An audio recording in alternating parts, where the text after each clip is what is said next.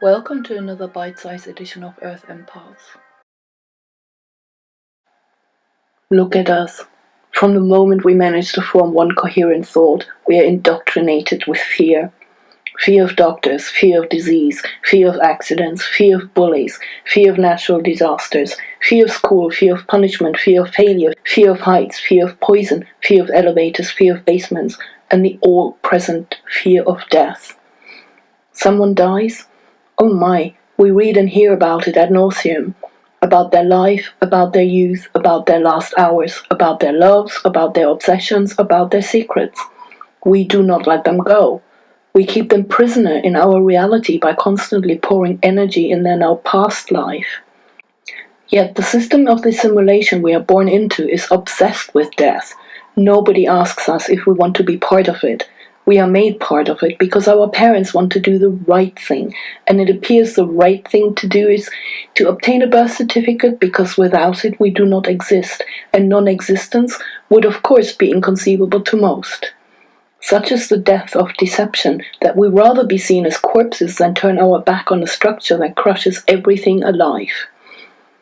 Our entering this world is changed to a birthing, and we become a two-dimensional piece of paper, lifeless. A good parent will take us to regular well-baby visits when in reality that very visit has death lurking, hidden yet ever present. There is no vaccine package insert that doesn't state death as a potential side effect, no matter how rare it is made out to be. There is no guarantee that a nurse or doctor doesn't give you or your precious offspring a lethal dose of some medication designed to kill and marketed as a painkiller or cholesterol reducer or whatever invented disease the flavor of the day is. Restless leg syndrome? Don't worry, we've got the right medication for you. Your legs will rest, and so will your brain. Child not showing interest in his brand new gadget? Don't worry, we'll put him on a high dose of fuck it all, and he'll turn into a zombie before you know it. Sure, those meds will knock a few years or decades off any life expectancy, but we won't tell you that, so it's all cool. Just do as we tell you because you are dead anyway, you just don't know it. And if you're not dead, we'll make sure you will be at the end of the day. Just follow the mainstream dictate and all will be well. For us, that is. Then, if we survive long enough to make it to school, we are subjected to the relatively slow, yet steady killing of our very being. Death to thought.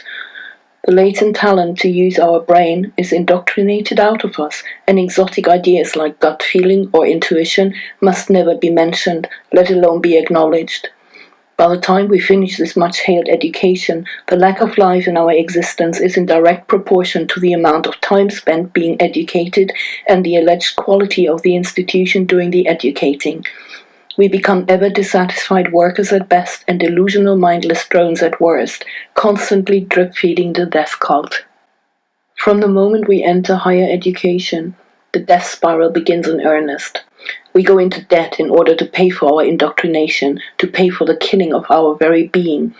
Debt and dead are synonymous, interchangeable, identical. Debt is a fiction, just as you are a fiction in the system's eyes, because you identify with the name on your birth certificate. A name is not flesh and blood, yet most identify with it. By design, because a death cult needs the dead. It has no place for the living.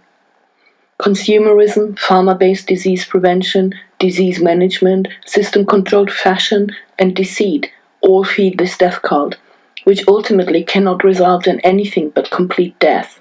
Death of everything, and all because we support it. We pay for it with our own sweat, our own hard-earned money, and our belief. Let's not instead. Let's embrace life. Let's unplug the TV, the game console, the computer, and go for a walk. Let's wash the dishes by hand so we can feel the water run over our hands and pick up its memory, good, bad, and ugly.